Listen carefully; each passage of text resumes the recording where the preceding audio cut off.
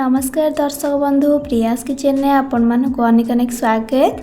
आज मु आपण मानक सहित छोटू बड़ समस्त पसंद भेज चाउमीन रेसिपी शेयर करने नहीं आसी। आपण या ब्रेकफास्ट हो कि इवनिंग स्नैक्स हो बा छुआ टिफिन बॉक्स रे भी बन की दे पारे। तेरे चलतु डेर न करी फटाफट रेसिपीटी स्टार्ट करने।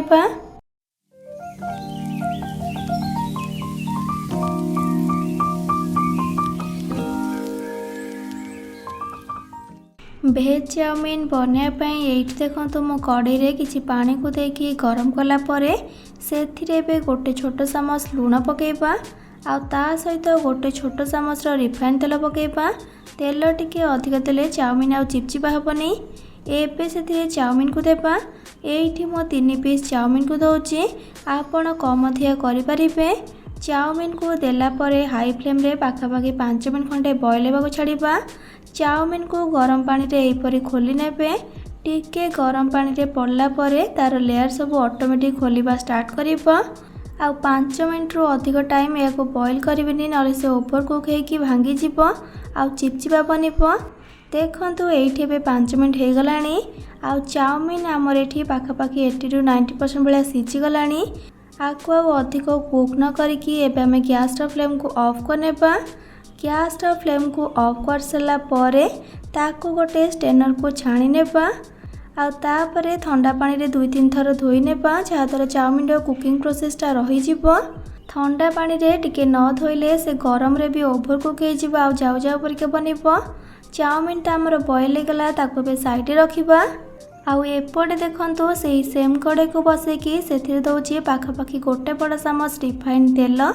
तेल गरम हो गला परे गोटे छोट चामच अदा कटा पकेबा आ सहित गोटे छोट चामच कटा रसुण पकेबा।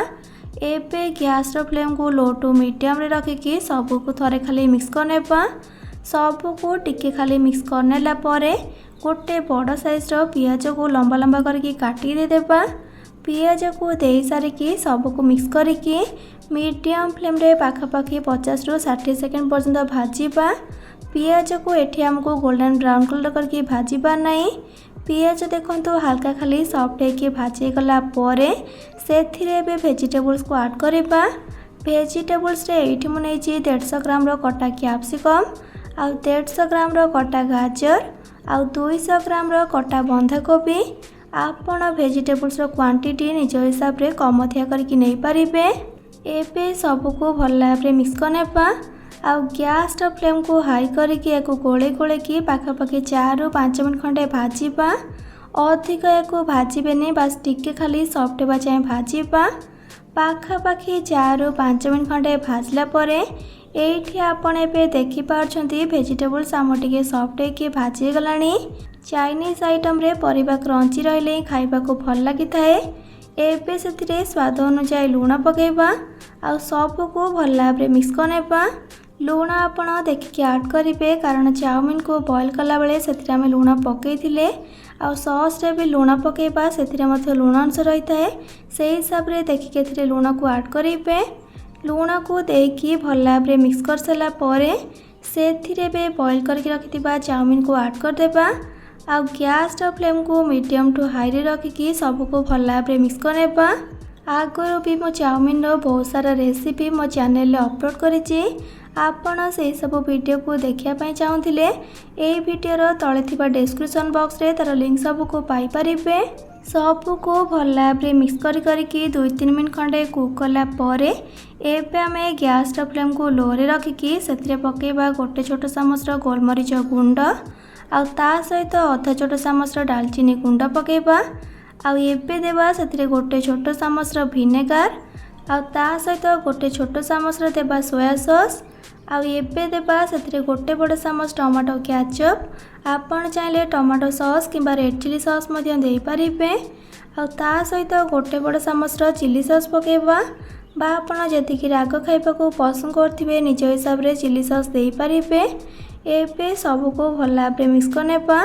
आ गैस फ्लेम को मीडियम रे रखिकी गोले गोले की पाखापाखि 3 मिनट खंडे कुक करिबा।